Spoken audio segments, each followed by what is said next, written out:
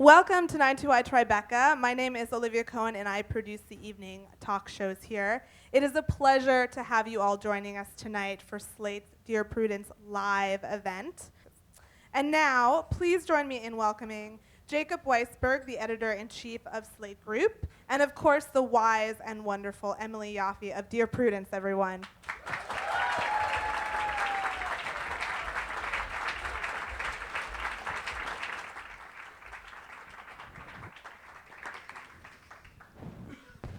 Welcome, everyone. I'm Jacob Weisberg, and it is my pleasure tonight to be here with Slate's own Emily Yoffe, a.k.a. Dear Prudence. Tonight, she is going to answer all of our questions. Everyone knows, I think, Emily, Prudy. It is consistently Slate's most popular feature, and I don't think we've ever had her here in New York before an audience before. I've been to New York before, but this is, yeah.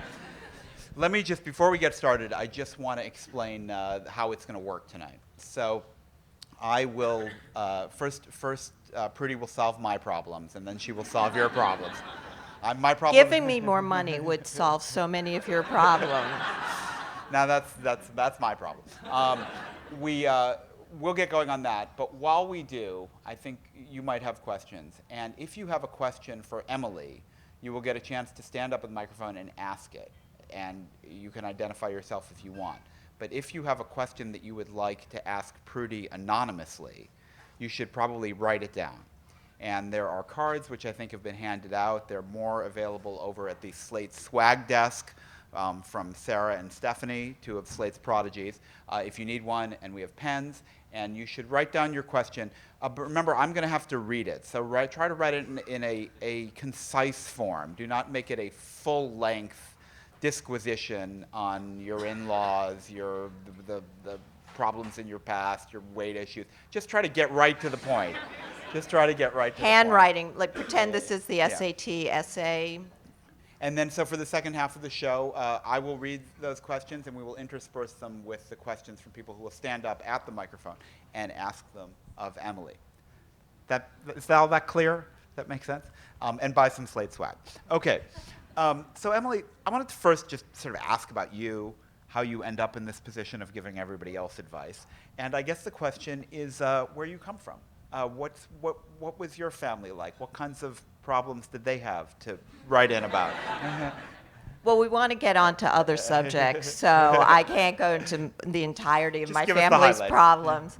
Part of why I think I actually am qualified, although I have no qualifications for this job, is I had a strange childhood.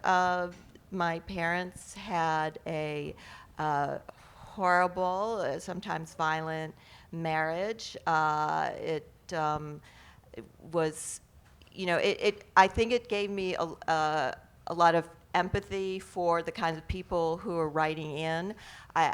Because this is all very humorous. Thank God.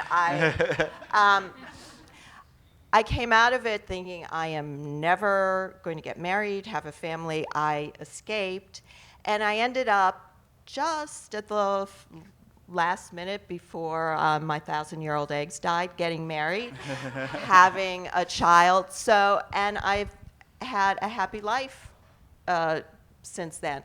I've had a lot of miserable romantic experiences. So I kind of think all that feeds into why, if I'm not qualified, I can, relate to a lot of problems. So I grew up in Newton, Massachusetts.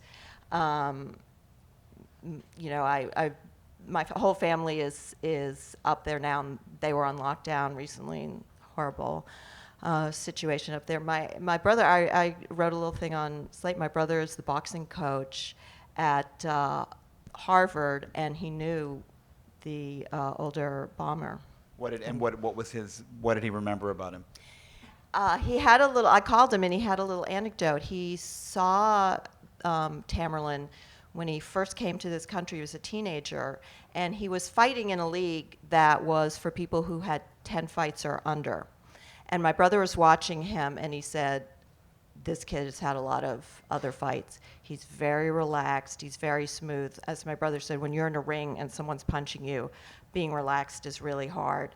And he said most of the kids who box are really sweet, friendly, nice kids, and this kid was not. And he noticed that. Yes, at the time. yeah, it was noticeable, yeah. Yeah. Your brother, the boxing coach, I imagine his physique is a little different than yours. Never mind.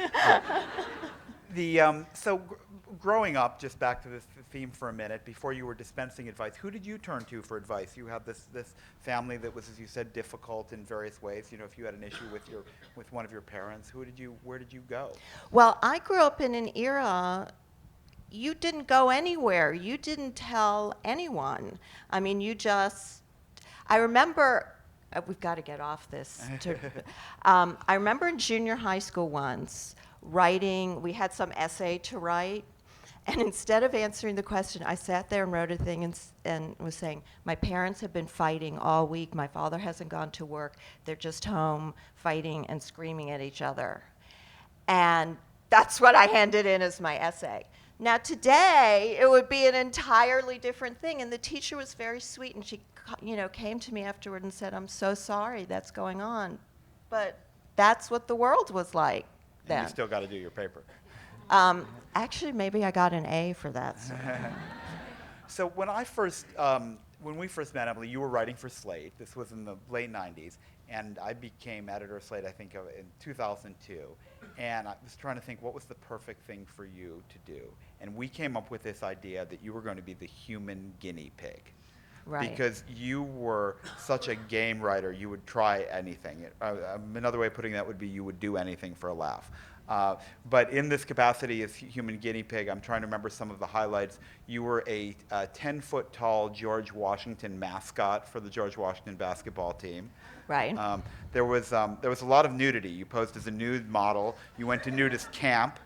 Were those the only two of those? Oh, no. And I finally retired 3 years ago because it was like, please keep your clothes on. I mean, was it the matzo ball eating contest that did you win? No, but being Jewish did not help me at all in the matzo ball eating contest. But you had to eat them dry. Oh my God, it was just. I also was the first person 23 medical students examined. So that more nudity. Yeah. Yes, that was the nudity wasn't so bad. The worst one was the. They do the head to toe exam, and they're doing the otoscope with the ear, and this one girl was coming at me. It was like Edward Scissorhands, and she's coming, and she just shoved it in. Oh my God! So that was pretty bad. But finally, I ended up at a nudist colony. That was the last episode. That traumatized me so much. Was it people seeing you, or you seeing other people? Seeing other people, although a lot of people at nudist colonies like to wear reflective sunglasses, so you're talking to them and looking and you're going, oh God, no. The worst was actually seeing, hundreds or dozens of naked people is horrific. But the worst is... Well, it depends on the naked people. No, it's just awful. I ate dinner there. Now slabs of meat. There was just too much congruence. But the worst is not complete nudity. It's when people actually put on some clothes because there was an entertainment. It was luau night. So this guy had the Hawaiian shirt on to here and the ukulele. We're going to a hukila, and his genitals are swinging contrapuntally to the music. And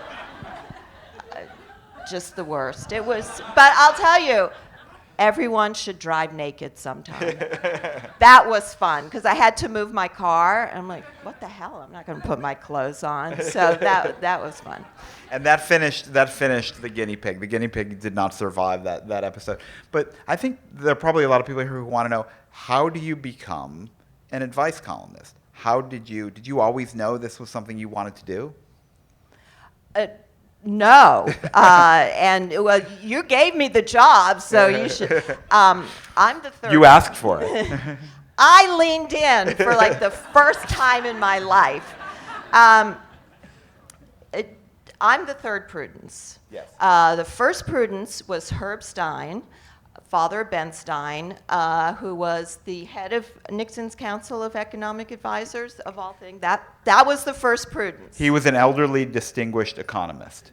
And he wrote, and Michael Kinsley was the first editor of Slate, thought it was a great gag to have him giving advice. But he was actually extremely sweet. I thought he came up with the idea. I thought he said to Mike, with this newfangled internet thing, you need something old-fashioned there. I thought it was his suggestion, and he came up with the name Dear Prudence, not because it was a Beatles reference, Right. just he thought it was an old-fashioned sounding name. Well, your version of it is probably right, and that would match subsequent columnists asking for the job instead of waiting to be invited. But And then the next one was Margot Howard, who's Ann Lander's daughter.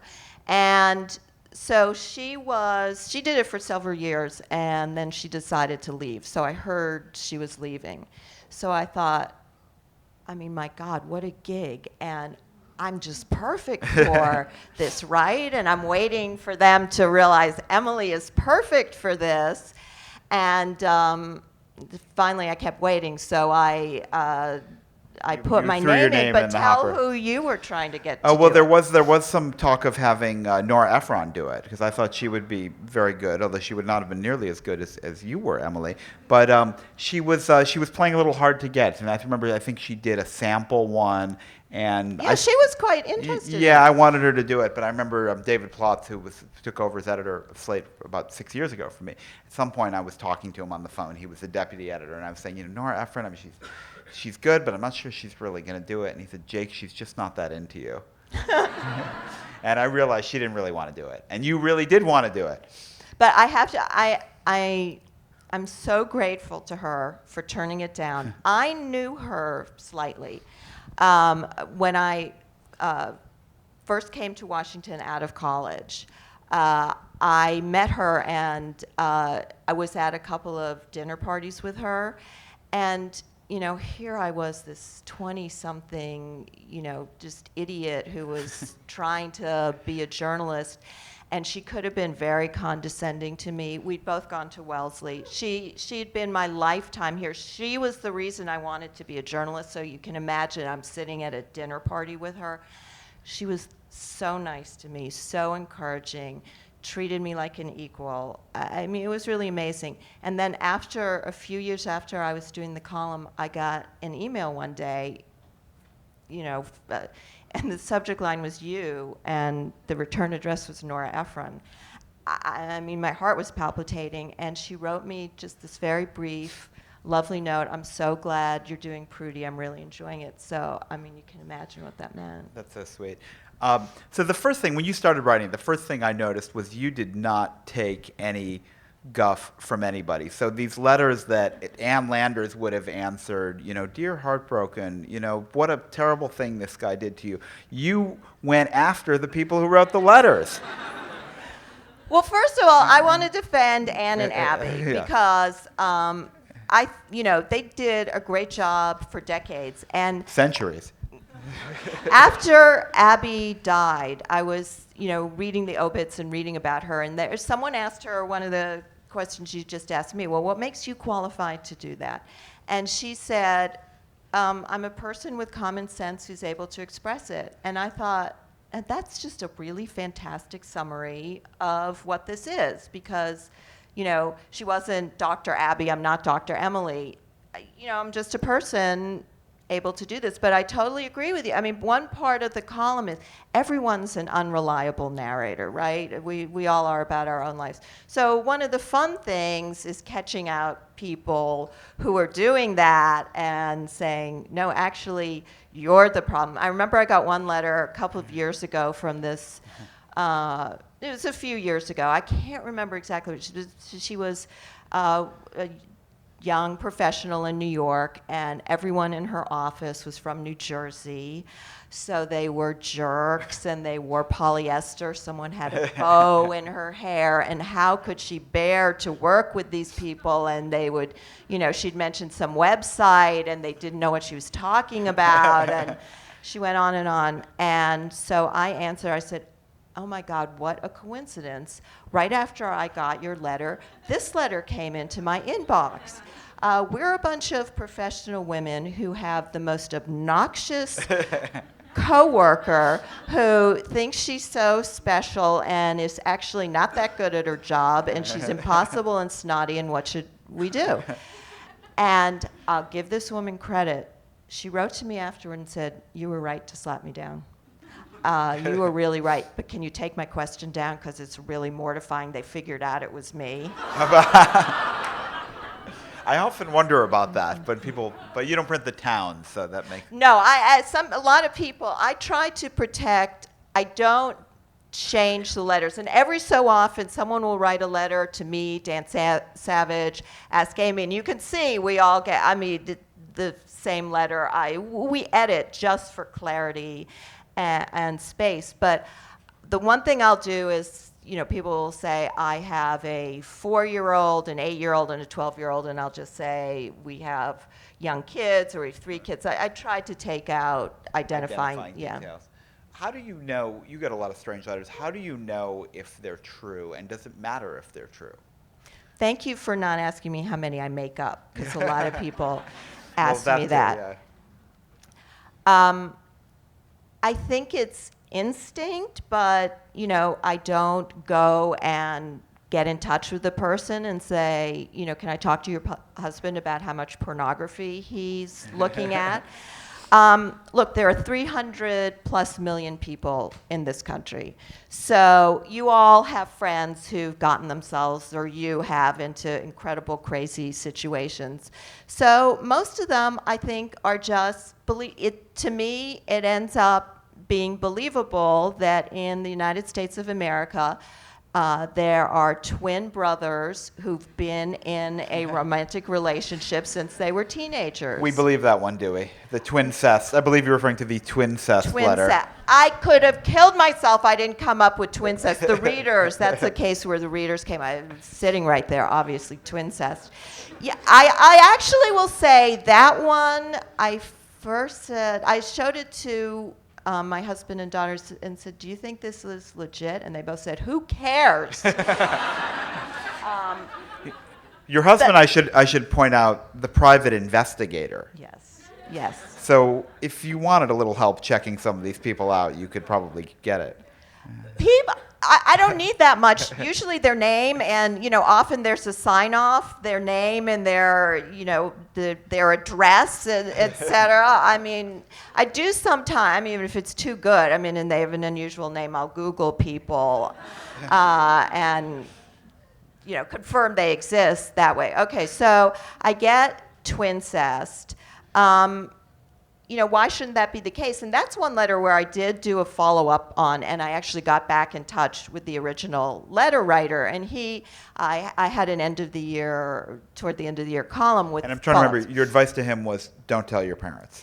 Well, his question was not, are we doing something right or wrong? He said, we're doing this. And they were having a debate about whether or not to tell the family, because they lived in a state where gay marriage had become legalized, and the parents were saying, when are you going to meet a nice boy and get married? So meet a nice boy, so they knew he was gay. They knew their sons were gay, but what was this living together thing? So the letter writer did not want to tell, and the brother did want to tell. And my advice was to not tell explicitly, but just to say, look, I know our situation seems unorthodox, but we couldn't be happier, and that's the way we like it.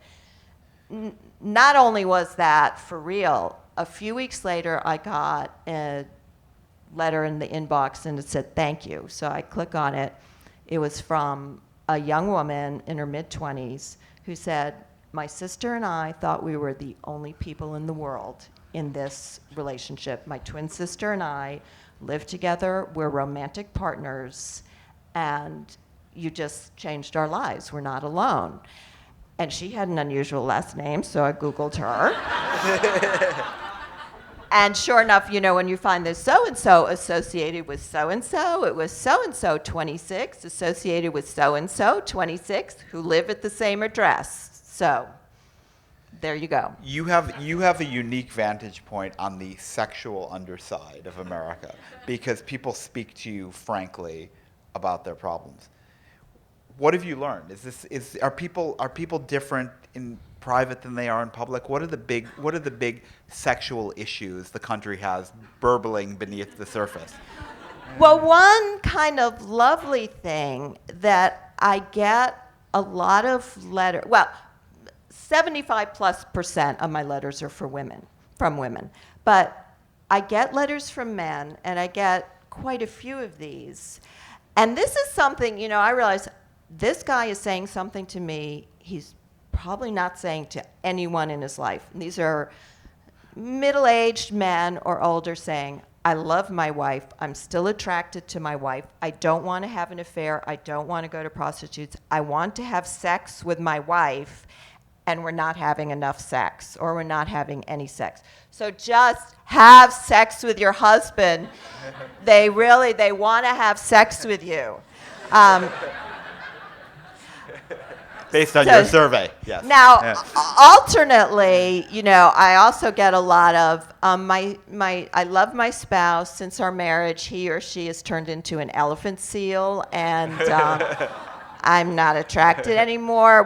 If I had the answer what to do about your elephant seal spouse and how to be attracted to them, so I don't even. Are more people or less people having affairs than you would have otherwise thought? Obviously, my inbox is full of just bizarre sexual. I'll talk to you about all the various people you shouldn't be having. Talk about the guy with the micro penis just before we go any further.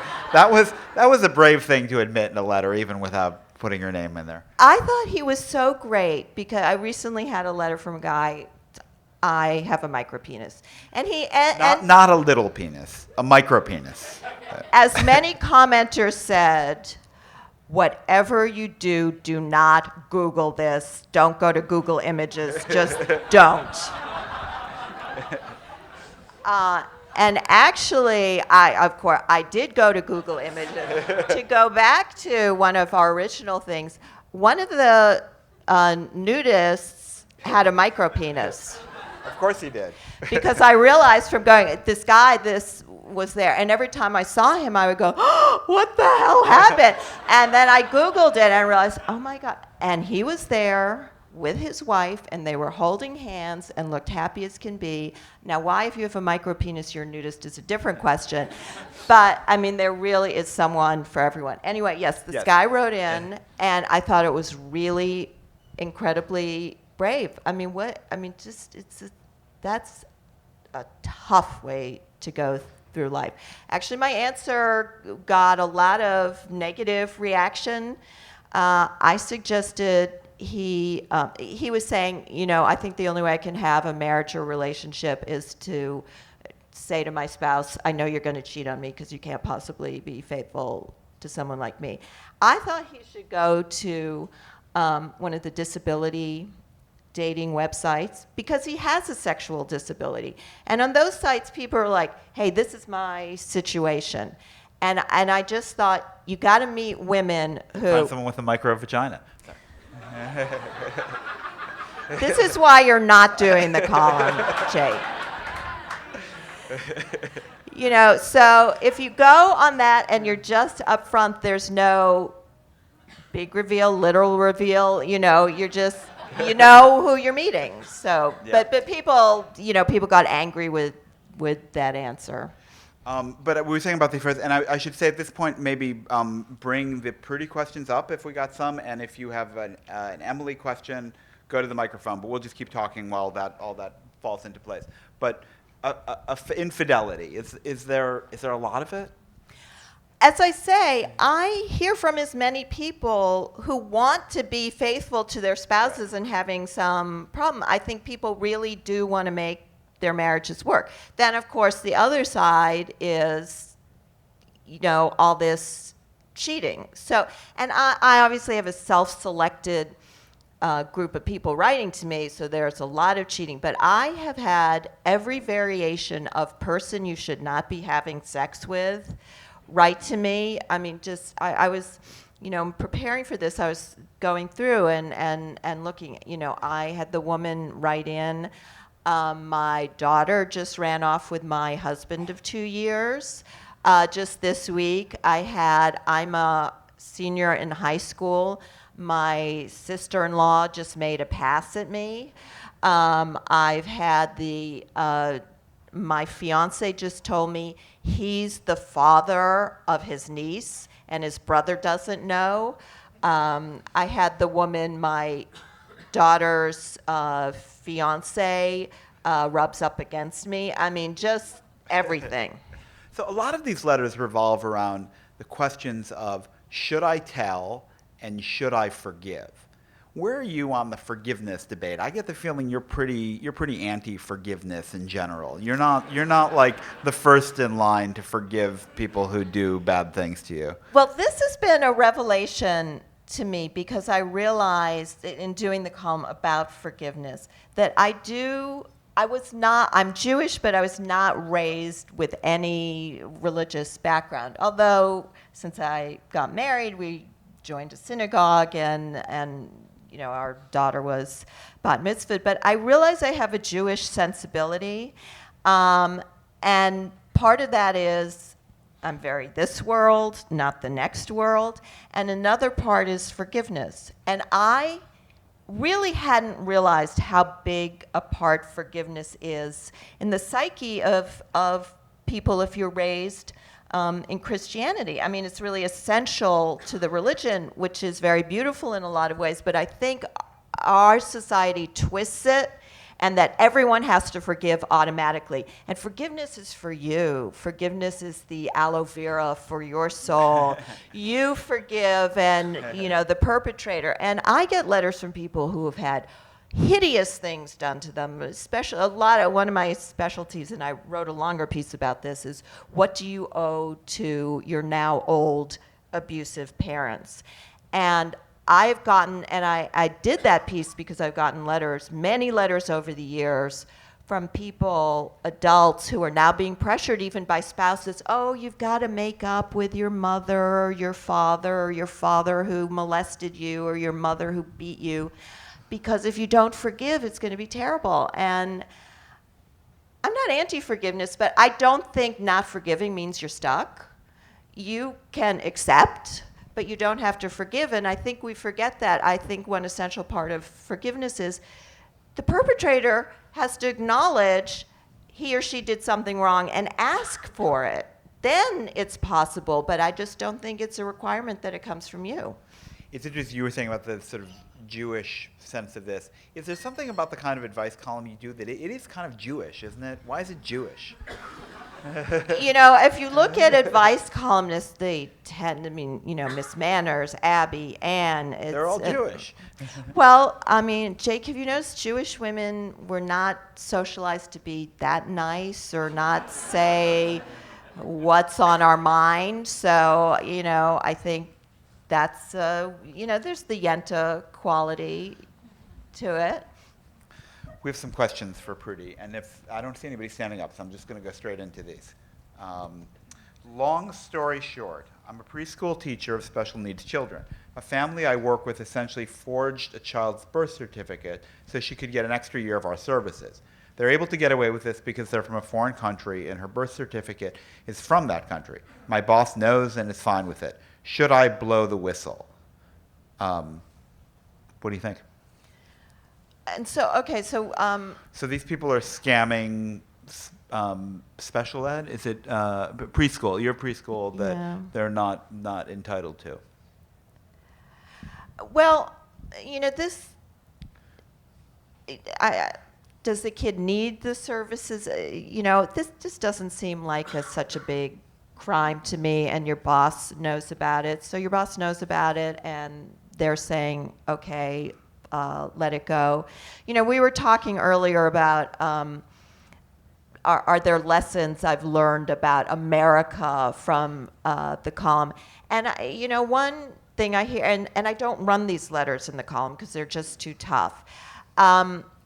This can be a really, really hard society. I get a lot of letters from people. I'm out of work. My husband's disabled.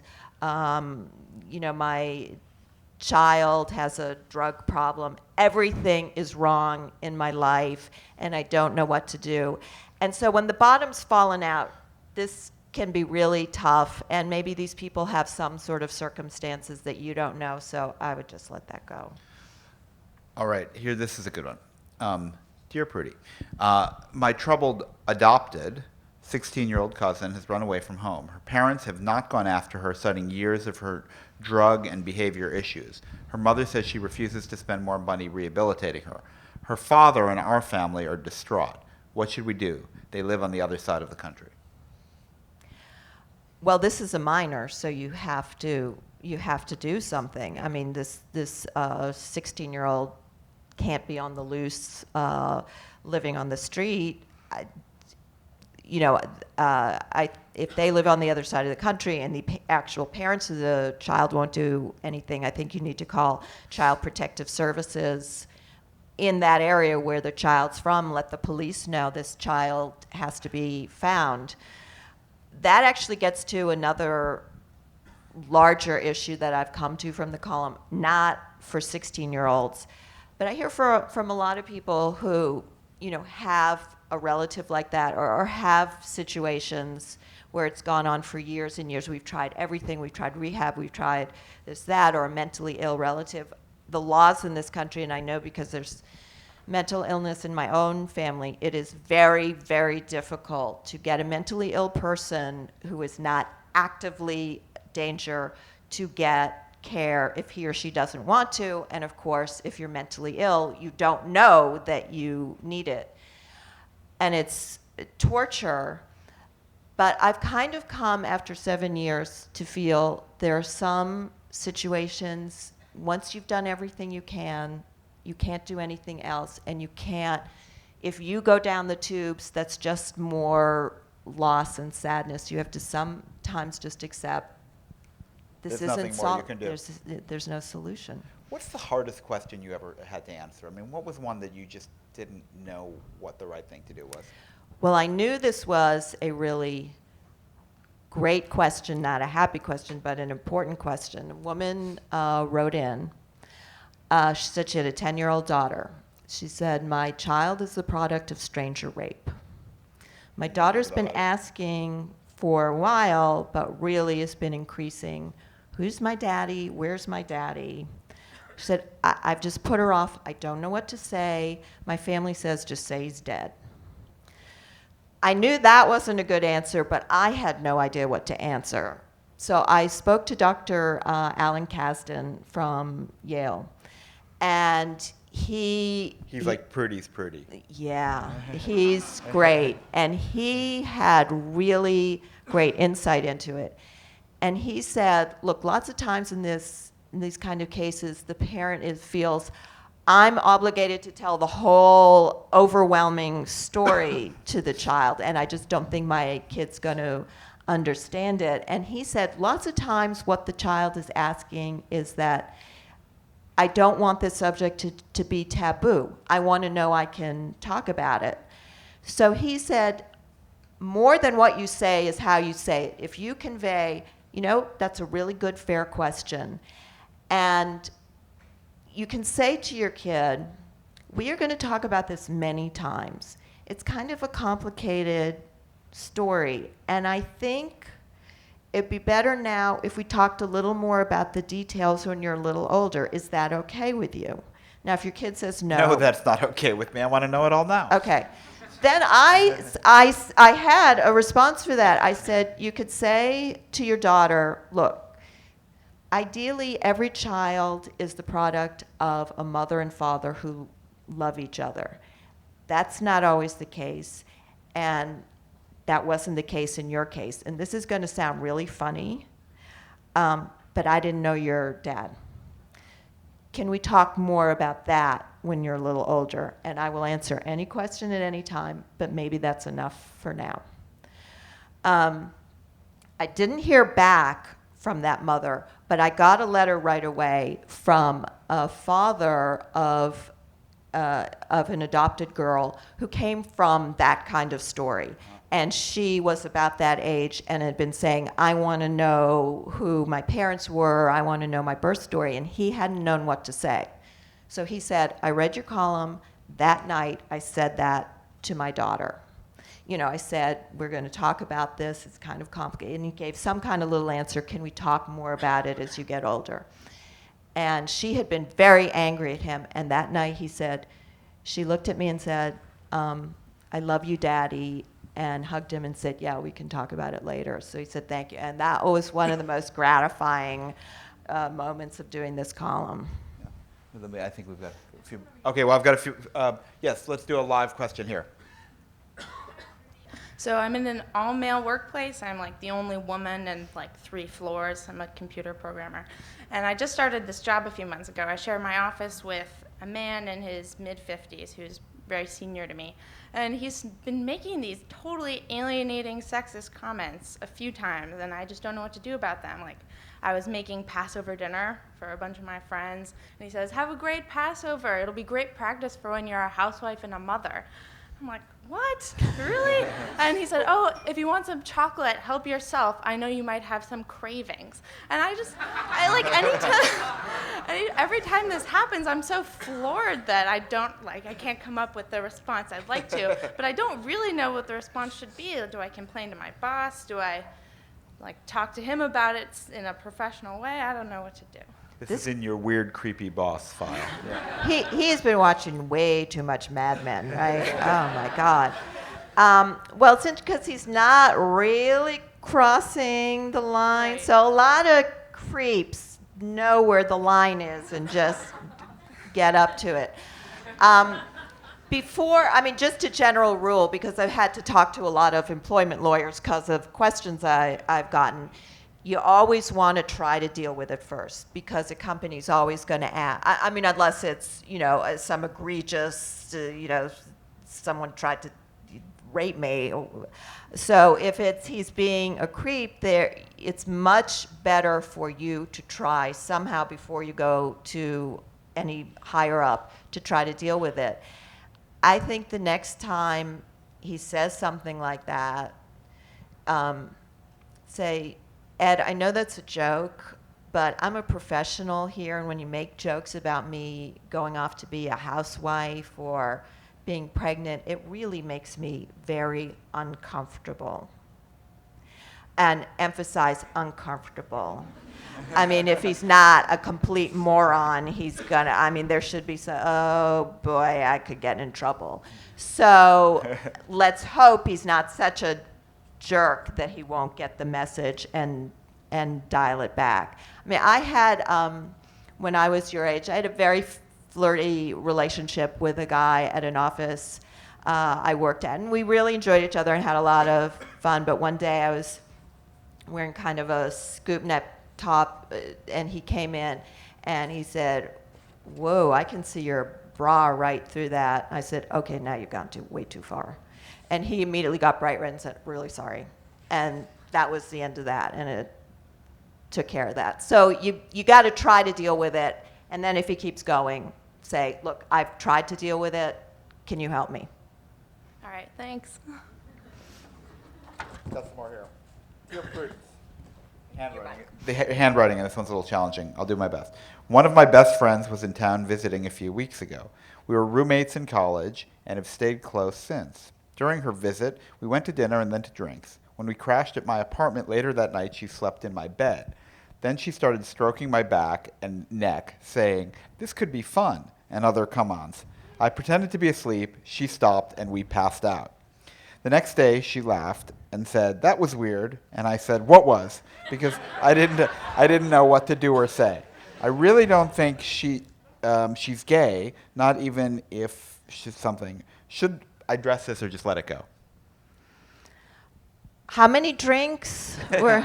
We can't ask follow-ups here. Okay, Yeah, but did she say we had a lot? Well, they passed out. Okay. This is what I'm. A lot of people criticize me and say, I'm this real Carrie Nation prohibitionist, type of I'm after this. I'm going to get a drink. But this is I want But getting drunk is one of my.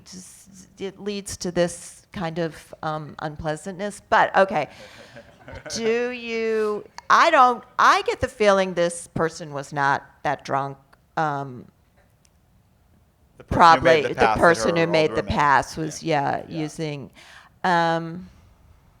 It's hard to do, but I think it's better to call her out or not. Yeah. I think it's things got a little weird when we were going to bed. So, you may not remember, but you were touching me in a way that made me uncomfortable. So, I just wanted that really made me uncomfortable. That word again.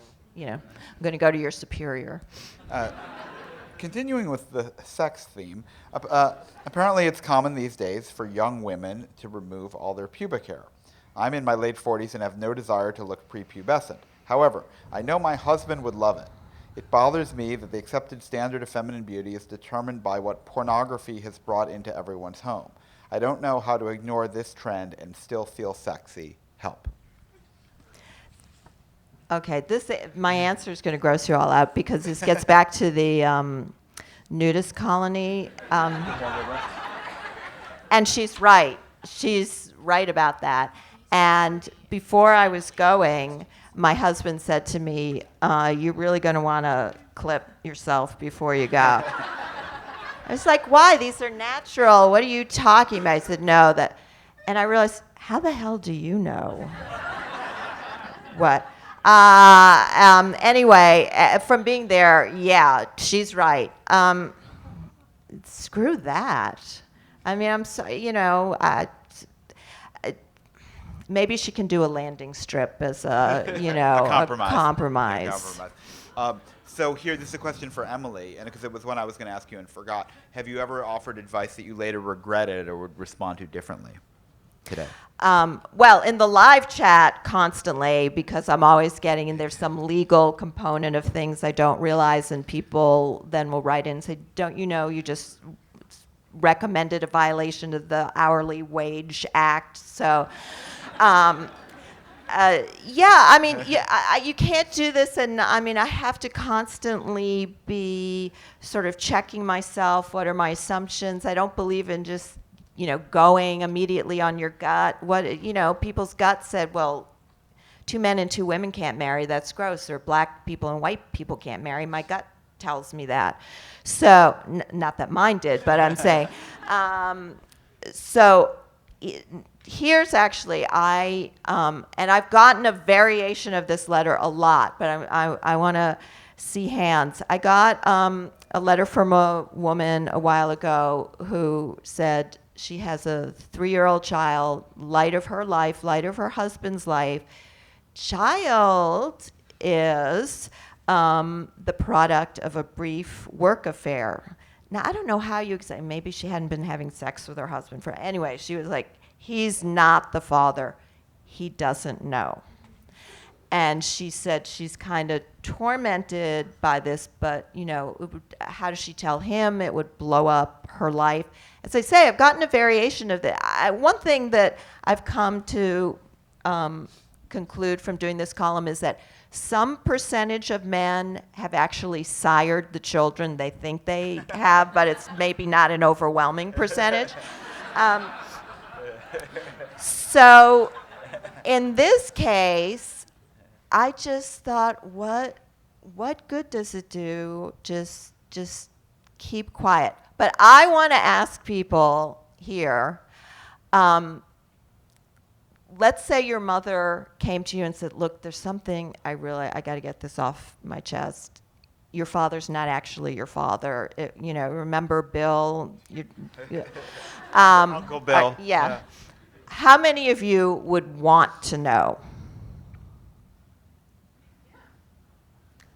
All right. What, about 25%? Well, how many wouldn't want to know? How many would prefer not to know? That's I would say a large majority. Yeah.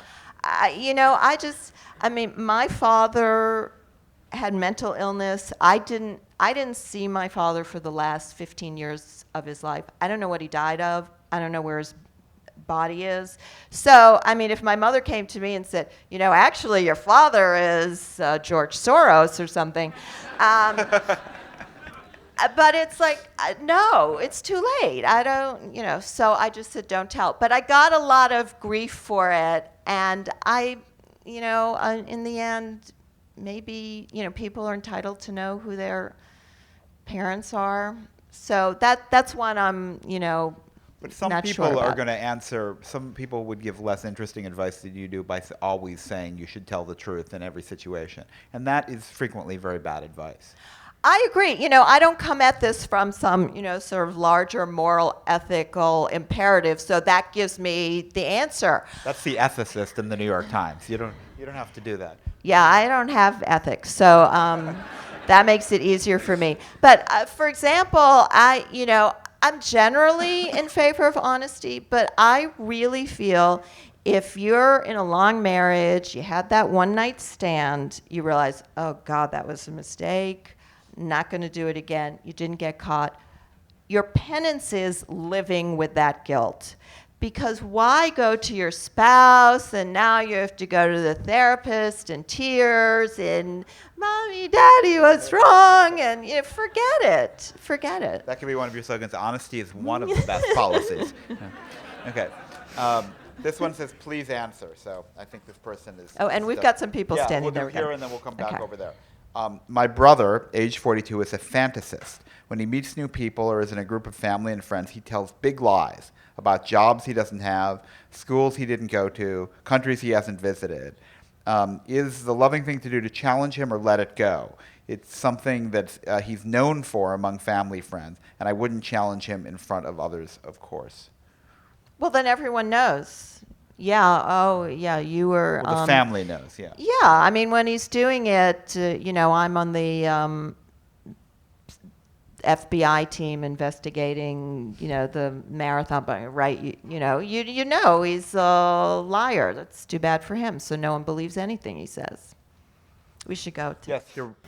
So my question is sort of a variation on the other person who went in front of me. Only mine's a little different in that the person involved is about a 50-year-old woman, and the comments are about how young I am and generally what I'm wearing. But look at you, you're so conservatively dressed. What's she saying? Just like, oh, nice skirt, you can only wear that because you're so young. And thus far, it's only been the two of us, but I don't want to say thank you because it feels like a mental game kind of, but I'm not sure what else to say. What do you think she's getting? I mean, I'm a woman in my 50s, so, I can relate. I think she's uncomfortable that we work closely together and I'm significantly younger than she is. Are you her boss? No, no. No, she's not my boss, but she's obviously senior. Okay. I think in this case, then, and this is always hard to do, I think you have to wait for the next incident, and say, Myrna, you talk about my age a lot, and, I understand there's a big age gap, but we're colleagues. I want to feel like I'm a colleague with you, not your daughter. So I'd really appreciate if you would just make fewer comments in reference to my age or what I'm wearing. Just in a very low-key. Thank you. Okay. What's the inappropriate comments factor at Slate? I mean, workplaces seem to be kind of, the ones we hear about are all like somebody doesn't like what somebody else is saying to them. How many questions do I get, or how much is that? I'm just asking, do we have this problem at our workplace, or is this Well, just... David Plotz, the Slate editor, said, I'm a working human resources violation because our HR person is absolutely gorgeous, right? And I was making, at our Slate retreat, I was, making some joke about, people are going to guys are going to go into her and say, I'm having this really serious work problem because she's so beautiful. And David was like, Jesus, Emily, oh my God, shut up. So I don't. All right, Look, you know what? Slate is an all online thing. Slate is like a mortuary, that office. You go in, it's one of those offices, everyone is over their computer, they're sending emails to each other. So I don't think there's time They're making up letters for Dear Prudence. Okay. My ex-wife has borderline personality disorder, diagnosed by a psychiatrist and unknown to her. We had a bad divorce when our 3 children were young, and it's not gotten any better.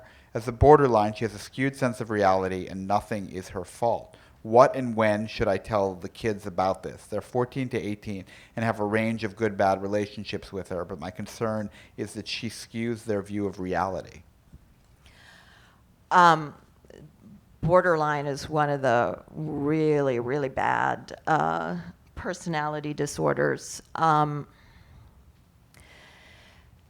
You have to be very careful when one parent, divorced parent, is saying, your other parent is horrible in this way.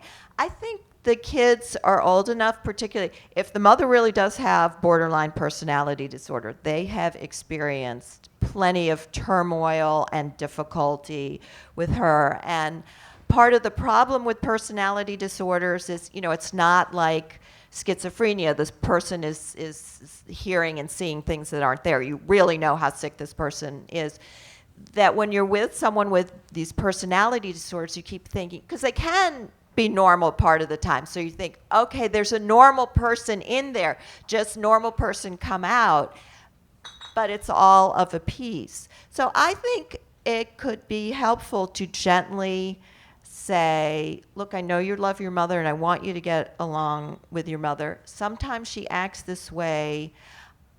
She has an illness, and it's not because she's that angry at you. It's a disorder.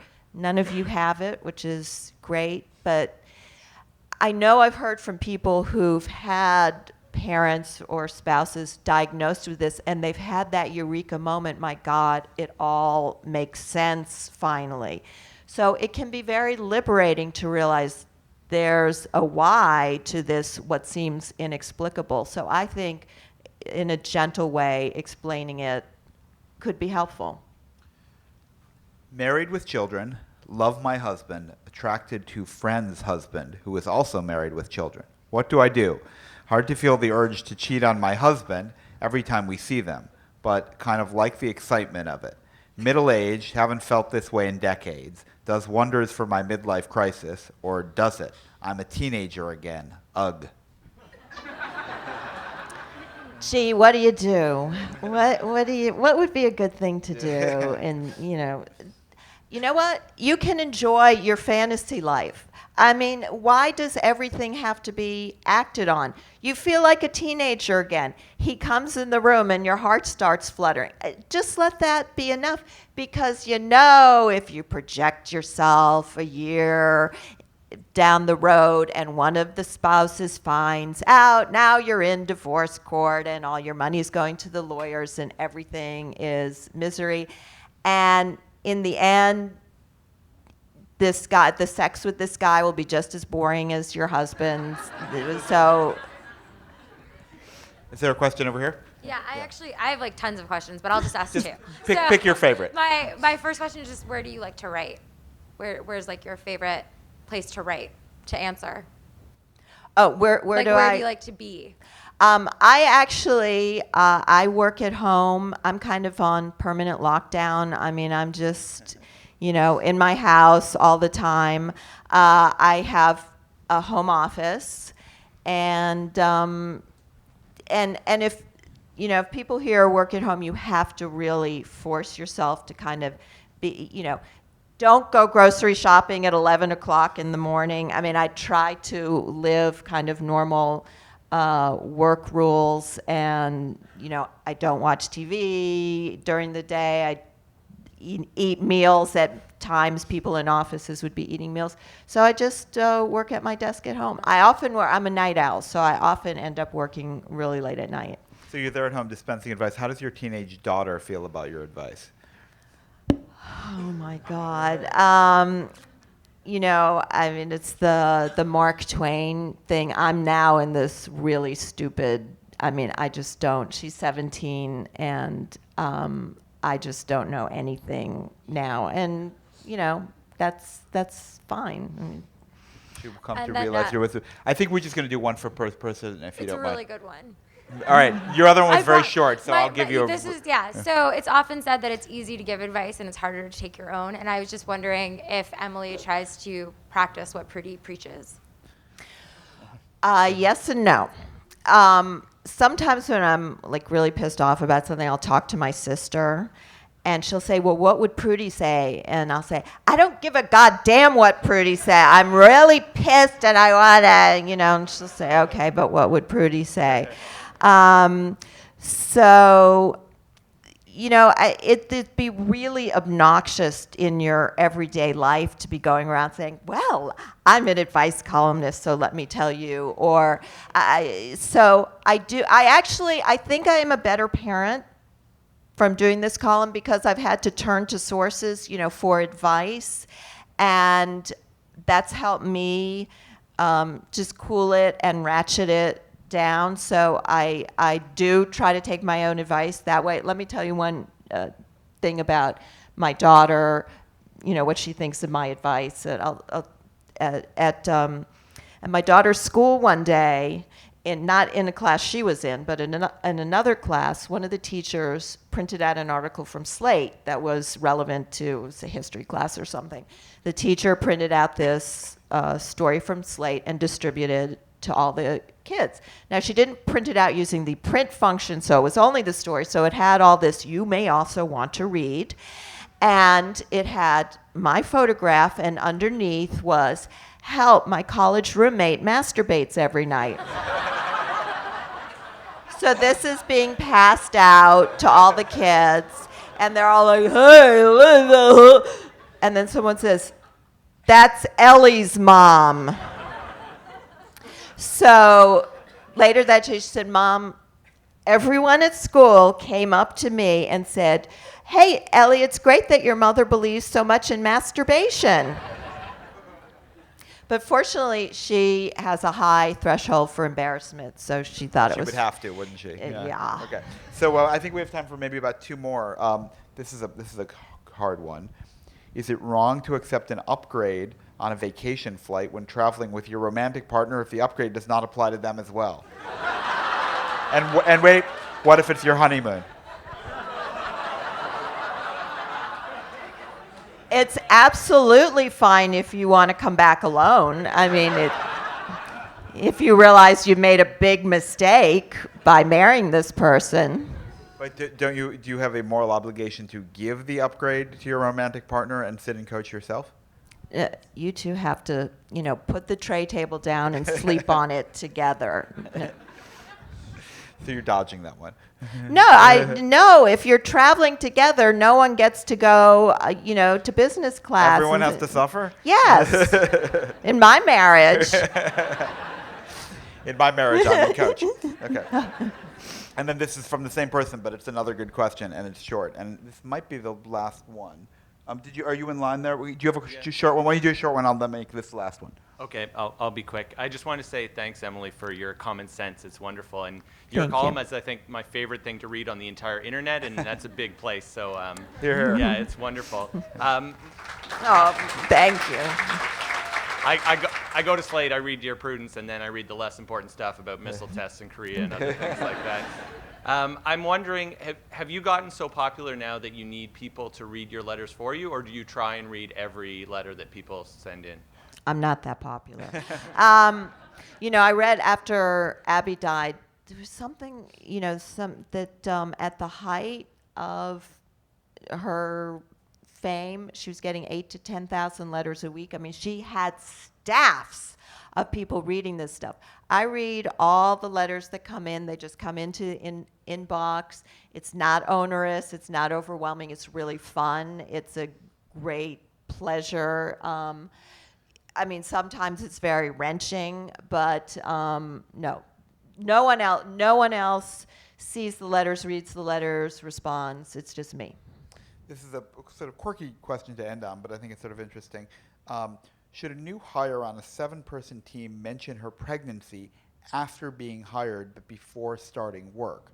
When she was interviewed, she was not visibly pregnant, but on her first day, she was about 7 months along. do you have to mention that you're 7 months pregnant? Well, maybe there's a little gap between when she was hired and when she started. I'm Okay, not sure. this is the kind of question that I know now from doing this column for so long. This is a legal issue. And I'm not a lawyer. This is not like how often should you wash your bras. No. We have to talk about that before we end. So that's a legal question. I'm sure there are lawyers in this crowd. My understanding is that this is not something you have to. Why should you mention it? You don't have to mention it. There's the question. Well, is it unfair to your team not to mention it? I mean, Marissa Mayer says no. It's. I guess did she tell them when she took over Yahoo that she was pregnant? No, I think the legal answer is you don't have an obligation. Aren't they all going to hate her? The 7 people, they hire one additional person, and she's not. So she'll go have her baby, take some kind of leave, and come back. That's the modern workplace, and that's fine. Yeah. Okay. Let's end on the bras. So guy writes in, says my girlfriend only washes her bra every 2 weeks. No. Gross. No.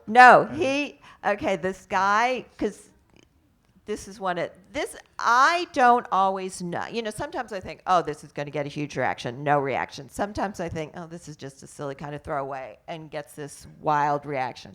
Guy writes in, I just moved in with my girlfriend. We've been living together for 2 weeks. During that time, she has never washed her bra. Is she a pervert? So I almost didn't run that question. This is so stupid. But I did a poll of Slate women because really, how do you know how often other women wash their bras? Or if you're in Japan, men too.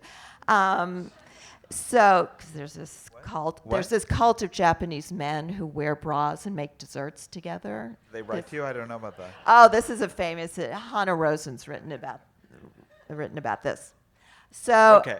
So, who knows? This is not something you discuss. So I did this poll, and the most often was once a week, and some people were once a month, and one person said, when my bra can walk itself to the washing machine. That was me. You don't smell any. It's okay. I said, believe me, women aren't washing their bras every day. Explosive reaction from men. And they were furious. And they wrote in, I have to wash my underwear every day. What the hell is this? You're not washing your bras? This is sickening. One guy writes into me, after I read your column, I went to the office the next day. I asked every woman at the office, how often do you wash your bra? Every one of them said every day. So you're crazy. I'm like, great, that's a good, yeah, that's like one of the questions, young. So I think we've resolved that you don't have to, you should, it's not good for your bra to wash it every day. They're not like underpants. No, I mean, yes, let's make that obvious distinction. Please join me in thanking Emily for her excellent advice. Thank you so much. Thank you for coming. Really appreciate it.